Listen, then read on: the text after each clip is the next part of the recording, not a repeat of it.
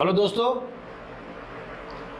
आज का हमारा टॉपिक है जो मैंने कल आपको ग्रुप में डाला था, और टॉपिक का नाम है securities and exchange board of India. इसको शॉर्ट में सेबी कहते हैं, SEBI।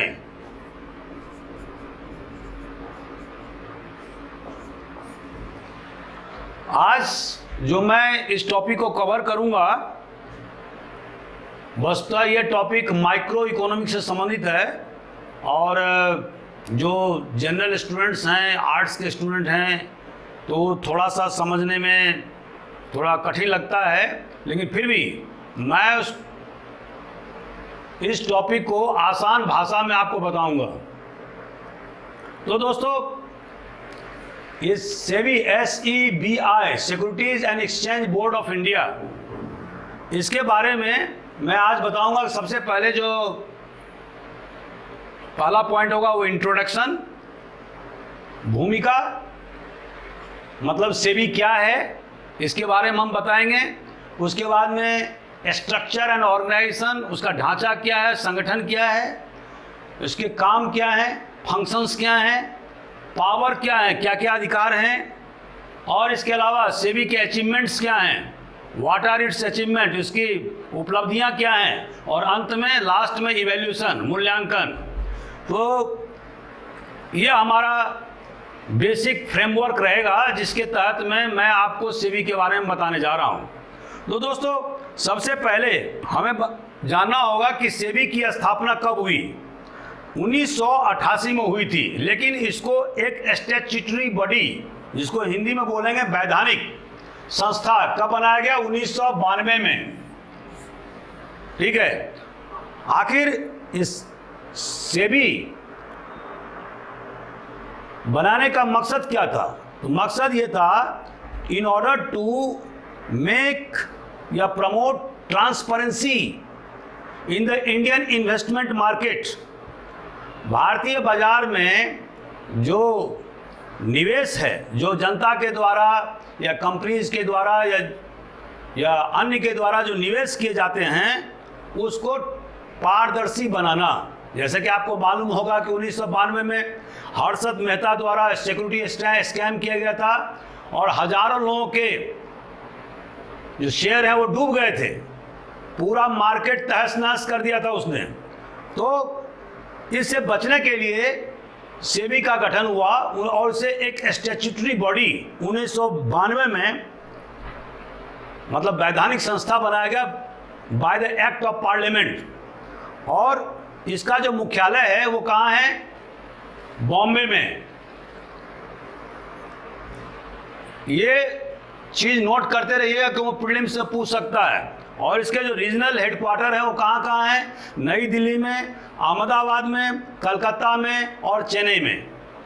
ये 4 जगह उसके रीजनल हेडक्वार्टर हैं, और जो मुख्य हेडक्वार्टर है वो है बॉम्बे में, या जिसको हिंदी में मुंबई कहते हैं। दोस्तों, सेबी का जो मुख्य काम है वो ये है कि it was interested with the task to regulate the functioning of the Indian capital market. The regulatory body lays focus on the functioning and the monitoring of security market in India to safeguard the interest of investors, and aims to inculcate a safe investment environment by implementing several rules and regulations, as well as by formulating investment related guidelines। माना short में जो कहना है कि investment को जो निवेश किए जा रहे हैं भारतीय बाजार में, तो इन्वेस्टर में कॉन्फिडेंस पैदा करना कि उनका पैसा डूबेगा नहीं, एक रेगुलेशन के तहत में काम करना, और एक इन्वेस्टमेंट फ्रेंडली व्यवस्था कायम करना। दोस्तों, जैसा कि आप जानते हैं, पहले के इंडियन इकोनॉमी क्लास में आपको बता चुका हूं कि बिना इन्वेस्टमेंट के, बिना सेविंग के आप किसी भी देश का विकास नहीं कर सकते। उसकी आर्थिक क्रियाकलाप और उसके विकास के लिए इन्वेस्टमेंट और सेविंग का होना बहुत ज़रूरी है। और अगर आप सेबी का जो काम है वो बेसिकली देश में इन्वेस्टमेंट का वातावरण माने फ्रेंडली इन्वायरमेंट क्रिएट करना है, तो ये मुख्य जो मैंने आपको अभी इंट्रोडक्शन में बताया। अब इसके बाद में जो दूसरा पॉइंट हमारा है वो है स्ट्रक्चर एंड ऑर्गेनाइजेशन। तो दोस्तों सेबी का जो स्ट्रक्चर है, ढांचा है, वो कॉरपोरेट स्ट्रक्चर के समान है और इसमें एक बोर्ड ऑफ डायरेक्टर हैं, सीनियर मैनेजमेंट के लोग हैं, डिपार्टमेंटल हेड्स हैं और सेवरल क्रूशियल डिपार्टमेंट, बहुत सारे डिपार्टमेंट इसके अंदर में काम करते हैं। सेबी के अंदर में 20 डिपार्टमेंट काम कर रहे हैं, जिसके बारे में हम वन बाय वन बताएंगे आपको, और सभी डिपार्टमेंट का सुपरविजन उसके डिपार्टमेंट हेड द्वारा किया जाता है। तो सेबी में एक हायरार्किकल स्ट्रक्चर बना हुआ है, जिसका जो चेयरमैन है, एक चेयरमैन होता है जो भारत सरकार के द्वारा नामित होता है, nominated by the government of India. उसके बाद 2 मेंबर होते हैं जो यूनियन फिनांस मिनिस्ट्री के सदस्य होते हैं, उनके ऑफिसर्स होते हैं। एक सदस्य जो है वो रिजर्व बैंक ऑफ इंडिया से संबंधित होता है। 5 सदस्य भारत सरकार के द्वारा मनोनीत होते हैं।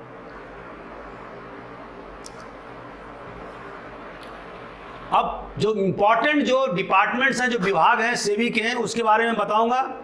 पहला है इंफॉर्मेशन टेक्नोलॉजी डिपार्टमेंट, दूसरा है foreign portfolio investors and custodians, तीसरा ऑफिस ऑफ इंटरनेशनल अफेयर्स, चौथा national institute of security market, पांचवा इन्वेस्टमेंट मैनेजमेंट मार्केट, छठा कमोडिटीज एंड डिराइवेटिव मार्केट, सातवां Human Resources Department.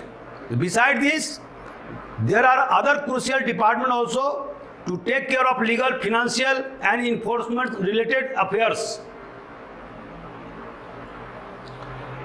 अब दोस्तों अभी जो इसी स्ट्रक्चर एंड ऑर्गेनाइजेशन में मैं और आपको बता देना चाहता हूं कि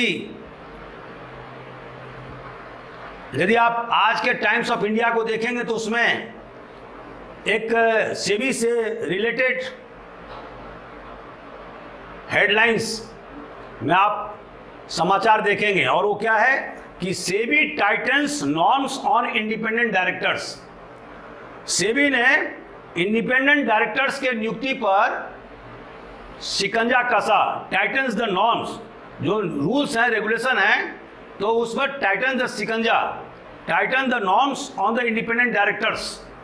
अभी तक सेबी में क्या होता रहा है कि जो मेजॉरिटी या बहुमत से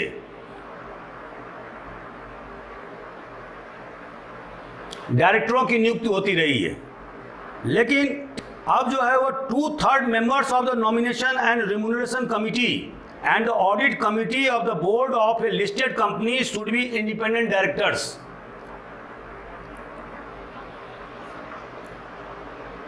सेबी ने ये कहा है कि 2/3 of members of nomination and remuneration committee and the audit committee of the board of A listed company should be independent directors. अभी तक जो व्यवस्था थी उसके तहत में नियम यह था कि majority of the members of these 2 important committees of the board should be independent directors.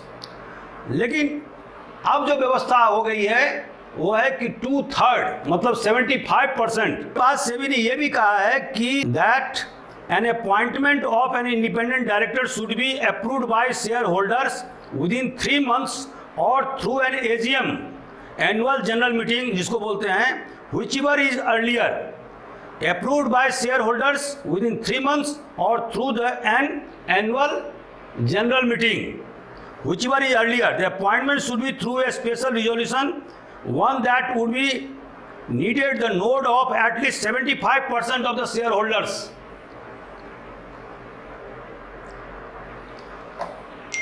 इसके बाद में SEBI further said that if an independent director resigns from the board, the company should disclose to the exchanges the full content of the letter of resignation of that director.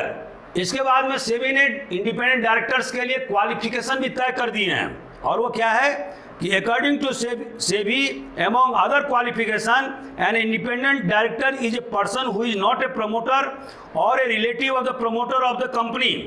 माने किसी भी promoter का रिश्तेदार नहीं होना चाहिए। It's holding and subsidiary or an associate company. The person should also be qualified to add some value to the company. The person other than receiving directors remuneration should have no other peculiar relationship with the company during the 2 immediately preceding financial years. तो कहने का आशय यह है कि जो independent directors जो अब नियुक्त किए जाएंगे उनका किसी प्रकार का फाइनेंशियल रिलेशनशिप उस कंपनी से नहीं होना चाहिए। तो इस तरह से सेबी ने इंडिपेंडेंट डायरेक्टर्स की नियुक्ति, किसी भी कंपनी में इंडिपेंडेंट डायरेक्टर्स की नियुक्ति में उसने रूल्स में बहुत सारे चेंजेस किए हैं। तो आप लोग इसको जरूर इस न्यूज आइटम को जरूर पढ़िएगा। तो दोस्तों तीसरा पॉइंट जो है हमारा वो है फंक्शन। आखिर सेबी का काम क्या है? तो पहला है कि चूंकि सेबी एक रेगुलेटरी बॉडी है, इसलिए उसे बहुत सारे कार्य करने होते हैं, और सबसे पहला जो काम है वो क्या है? To protect the interest of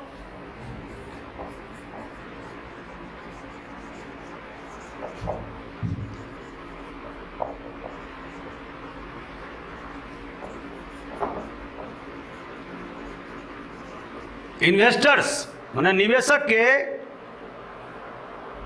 जो सिक्योरिटी मार्केट में जो प्रतिभूति सिक्योरिटी को हिंदी में क्या बोलते हैं? प्रतिभूति। तो प्रतिभूति बाजार में जो उनके पैसे लगे हुए हैं उसको देखभाल करने, उसकी रक्षा करने का काम किसका है? सेबी का है।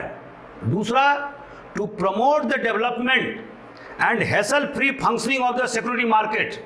सिक्योरिटी मार्केट जैसे हर्षद मेहता ने कांड किया था, तो इस तरह का कोई स्कैम नहीं होना चाहिए, धोखाधड़ी नहीं होना चाहिए, और बिना किसी विवाद के माने हैसल फ्री वातावरण में सिक्योरिटी मार्केट का काम होना चाहिए।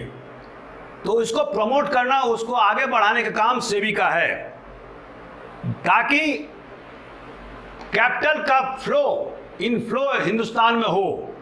तीसरा, to regulate the business operation of security market. Clear है? चौथा, to serve a platform for portfolio managers like bankers, stock brokers, investment advisers, merchant bankers, registrars, share transfer agents and other people.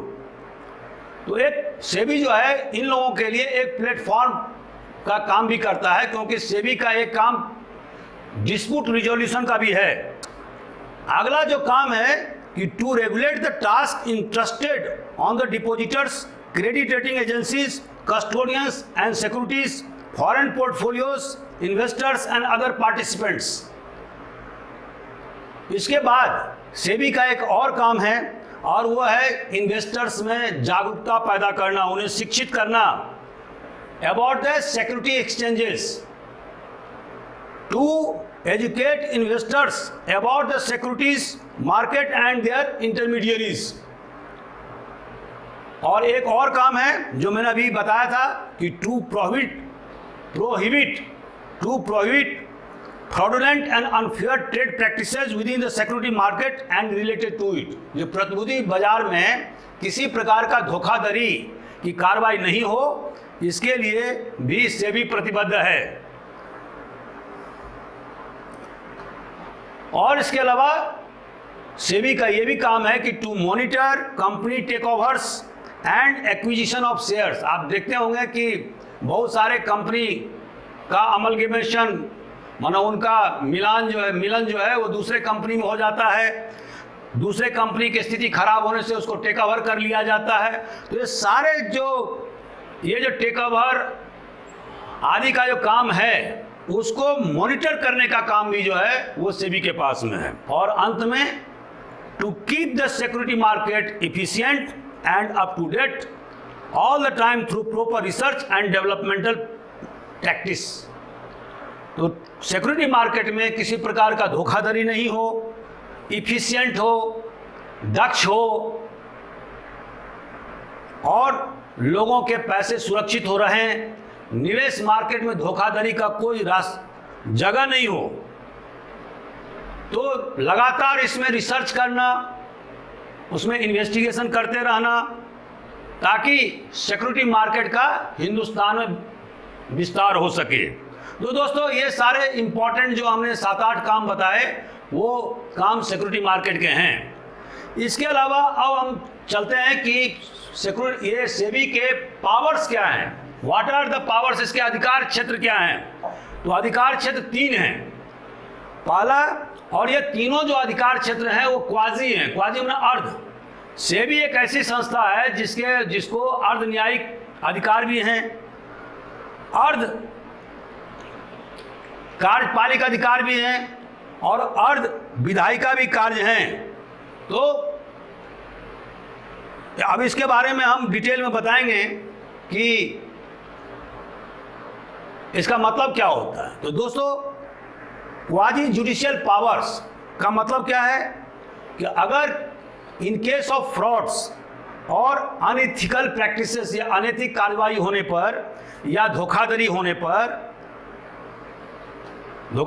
पर in the security market, SEBI has the power to pass judgement. SEBI को यह अधिकार है कि वो अपना निर्णय करे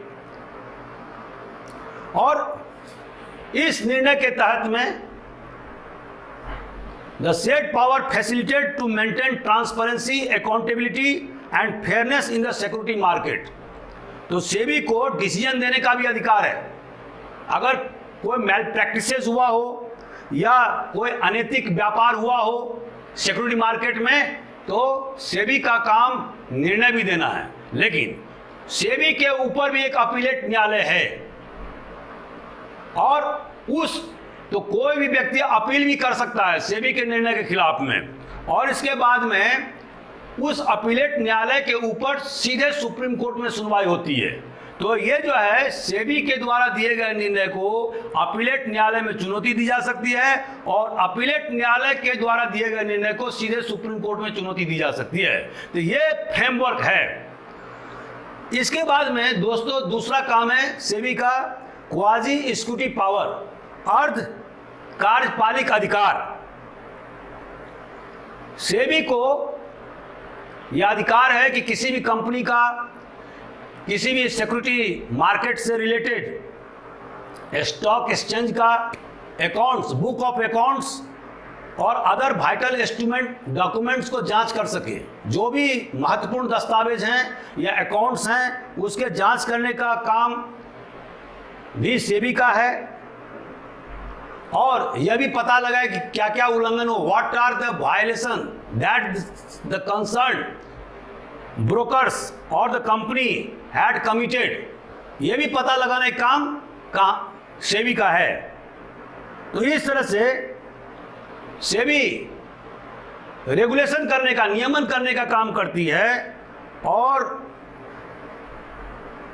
इसी के तहत में, चूंकि यह एक रेगुलेटरी बॉडी है, तो इसी के तहत में ये रूल्स फ्रेम करती है, कानून बनाती है, नियम बनाती है और निर्णय पास करती है और संबंधित जो गलत, कुनिंदा या जो गिल्टी या दोषपूर्ण जो व्यक्ति हैं उनके खिलाफ में सख्त कार्रवाई भी करती है।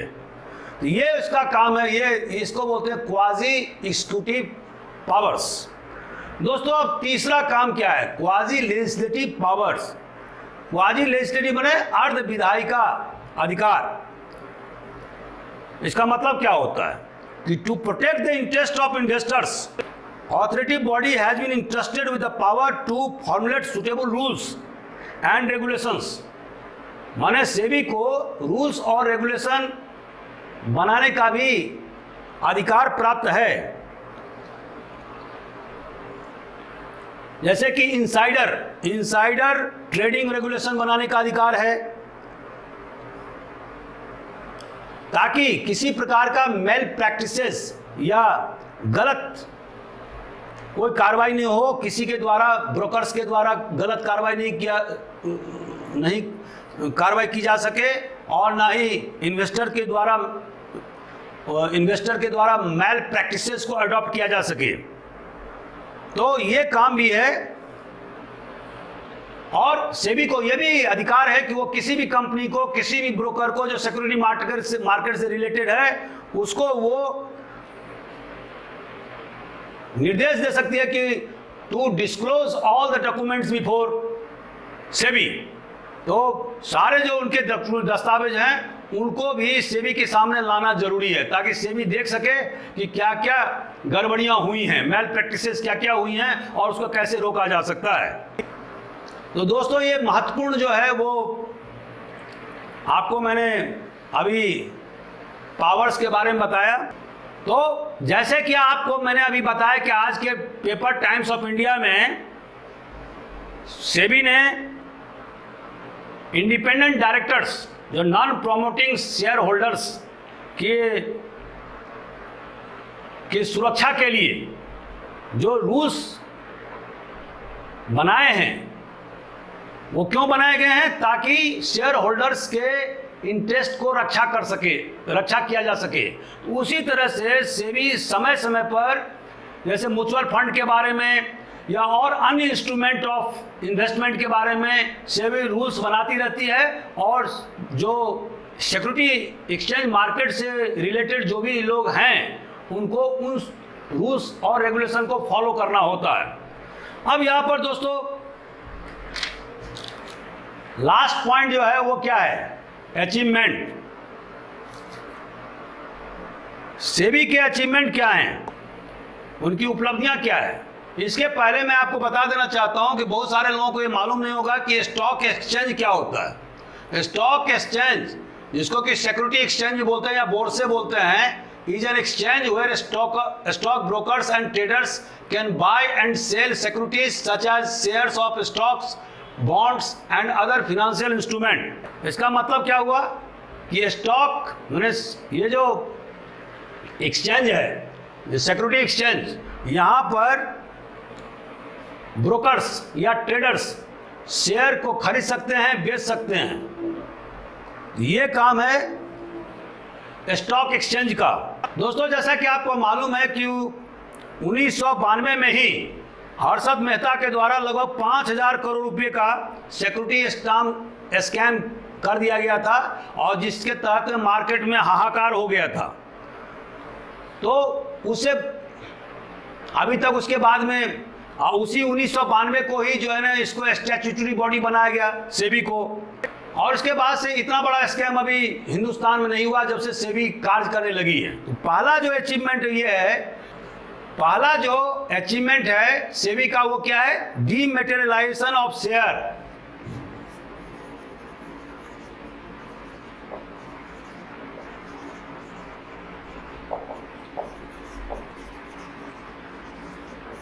दोस्तों, इसका मतलब क्या होता है? सेबी ने मार्केट रेगुलेटर की हैसियत से उसने शेयर्स को डीमैटेरियलाइज कर दिया है। इसका मतलब क्या हुआ? और ये जो किया है वो डिपॉजिटरी एक्ट 1996 में पास होने के बाद में किया है। इसका मतलब ये हुआ कि अगर आप मान लो कोई शेयर खरीदते हैं या डिवेंचर खरीदते हैं, तो ऐसी स्थिति में फिजिकल सर्टिफिकेट की जरूरत नहीं है। There is no need of physical certificate. ऐसा उन्होंने क्यों किया? क्योंकि इसमें पोस्टल डिले की संभावना होती थी, थेफ्ट की संभावना होती थी, फॉर्जरी की संभावना होती थी, और ये जो प्रोसेस था बहुत ही स्लो था, कम्बरसम था, तकलीफदेह था। तो इसके कारण से, और इसमें फेक शेयर भी बन जाते थे, नकली शेयर। तो इससे बचने के लिए उन्होंने इलेक्ट्रॉनिक ट्रेडिंग का सहारा लिया, और जिसके तहत में इन्वेस्टर्स और ट्रेडर्स अपने घर से भी शेयर खरीदने बेचने का काम कर सकते हैं। दूसरा काम, faster settlement process. Faster settlement process. What does this mean? जैसा कि दोस्तों मैंने आपको बताया कि सेबी का एक काम है डिस्प्यूट रिजोल्यूशन का, जो मैल प्रैक्टिसेज होते रहे हैं या धोखाधड़ी होती है उसको दुरुस्त करने का काम सेबी का है, और सेबी ने इसमें फास्टर रिजोल्यूशन किया है, तेज द्रुत गति से सेटलमेंट, दो पार्टियों के बीच में सेटलमेंट के काम भी किए हैं। तीसरा, stronger and clearer regulations. SEBI ने, जैसे मैंने आपको बताया कि समय समय पर उनके द्वारा रूल्स रेगुलेशन बनाया जा करके एक शेयर मार्केट को या सिक्योरिटी एक्सचेंज मार्केट को बहुत मजबूती प्रदान किया गया है, जहां पर कि अब मैल प्रैक्टिसेज होने की संभावना बहुत कम होती है।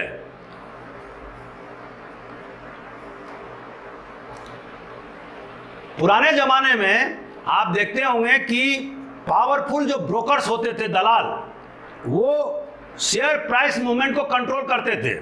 आज की तारीख में ऐसा करना संभव नहीं है, क्योंकि बहुत सारी जानकारी अब सेबी के पास उपलब्ध है और सेबी के माध्यम से आम जनता को उपलब्ध है। और दूसरा, जो अब जो इलेक्ट्रॉनिक जो मीडियम का अब इस्तेमाल होने लगा है, उससे जो बहुत सारे जो पुराने ज़माने के जो ब्रोकर्स होते थे, जो पावरफुल ब्रोकर्स होते थे, जो उनका मोनोपोली चलता था शेयर मार्केट में, अब उसको सेबी ने धीरे धीरे ख़त्म कर दिया है। तो शेयर मार्केट में जो पहले जो बहुत शंका रहता था, लोग हिकारत की नज़र से देखते थे, अब सेबी के द्वारा एक कॉन्फिडेंस बिल्डिंग का काम किया गया है और शेयर मार्केट में अब रिस्पेक्ट के भाव से, शेयर मार्केट को लोग रिस्पेक्ट के भाव से देखते हैं।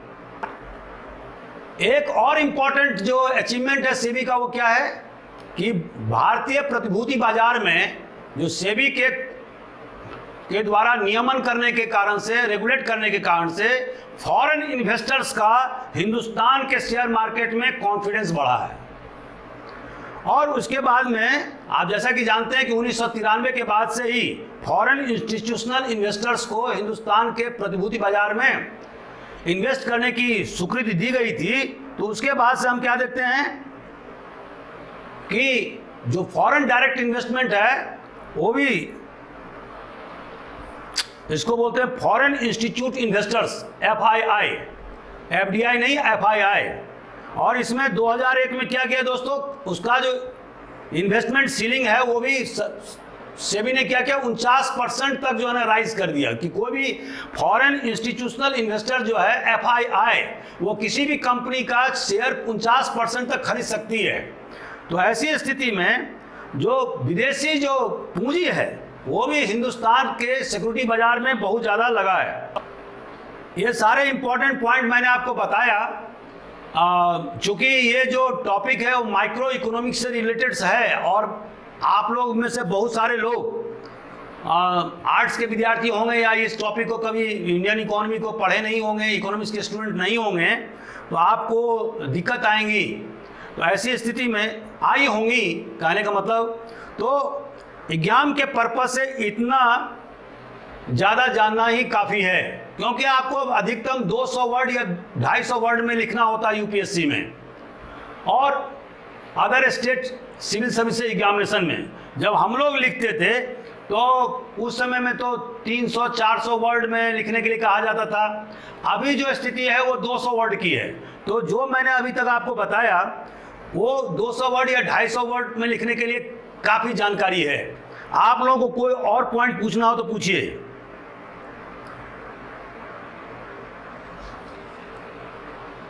सर जैसे हम थोड़ी लिखते हैं सर, ऐसे इससे बहुत फर्स्ट ऑफ ऑल उसका मतलब कि प्रोसीजर जो होगा सर वो कैसे होगा, सर प्रोसीजर होगा किस बेसिस पे हम लिखेंगे, जैसे कि एक पॉइंट बनाएंगे 250 वर्ड के अंदर में, तो किस पॉइंट लिख सकते हैं? वो सवाल ये उठता है कि क्वेश्चंस किस प्रकार से पूछा है। भाई आप देखते हैं कि यूपीएससी में हमेशा क्वेश्चन स्ट्रेट फॉरवर्ड क्वेश्चन नहीं पूछते हैं, उनको क्वेश्चन घुमा के पूछा जाता है। कि अब जैसे कि क्वेश्चन अगर मान लो पीएससी होगा, स्टेट सिविल सर्विसेज होगा, तो वहाँ पर जो क्वेश्चन पूछा जाएगा उसका जो कंटूर होगा वो ऐसा रहेगा कि discuss the power and function of SEBI.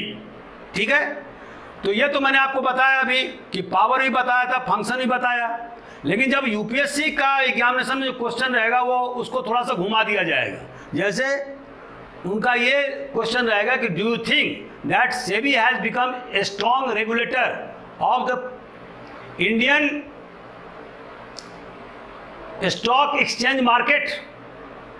इस तरह के क्वेश्चन पूछेंगे। क्या आप समझते हैं कि सेबी ने भारतीय प्रतिभूति बाजार को नियमन करने में, रेगुलेट करने में अच्छी भूमिका निभाई है या नहीं हुआ है? तो ये आपको निभाई है, तो आपको यस या नो में, मतलब आपको एक पक्ष लेना है, दोनों पक्ष नहीं लेना है। जैसे कि मान लीजिए एमए के एग्जामिनेशन में हम क्या करते हैं कि हम जब हमें कहा जाता है कि discuss the causes of the downfall of Mughal empire, तो हम क्या करते हैं कि हम जो है प्रॉस एंड कॉन्स दोनों पहलू के बारे में लिखते हैं कि ये पॉजिटिव साइड और निगेटिव साइड दोनों की व्याख्या करके फिर उसका कारण लिखते हैं। लेकिन जब यहाँ पर जो क्वेश्चन पूछा जाएगा तो उसमें जैसे मैंने अभी आपको कहा कि यूपीएससी में क्वेश्चन यह आएगा कि do you think that SEBI has been successful in eliminating malpractices in stock exchange market of India? क्या आप समझते हैं कि सेबी ने स्टॉक एक्सचेंज मार्केट से विभिन्न प्रकार के जो मैल प्रैक्टिसेस माने भ्रष्टाचार जो थे, जो वजूद में थे, उसको दूर करने का प्रयास किया? मतलब उसके सक्सेस स्टोरी को आपको लिखना है या नहीं तो आपको फेल्योर के बारे में लिखना है। दोनों में से कोई भी एक चीज को लिखना है और उसको आपको सिद्ध करना है विथ योर कॉजेंट आर्गुमेंट। मजबूत तर्कों के आधार पर आपको उसको व्याख्या प्रस्तुत करना है। हाल के वर्षों में सेबी ने साइडर जो ट्रेडिंग होता है, जो आंतरिक जो ट्रेडिंग होता है एक्सचेंज मार्केट में, उसको स्ट्रेंथन मतलब मजबूत करने का प्रयास करना प्रारंभ कर दिया है। अभी आज का पेपर मैंने आपको बताया कि किस तरह से उन्होंने डायरेक्टरों की नियुक्ति के लिए, इंडिपेंडेंट डायरेक्टर की नियुक्ति के लिए कड़े नियम बनाए हैं ताकि शेयर धारकों का पैसा डूबे नहीं, उनमें कॉन्फिडेंस व्याप्त रहे।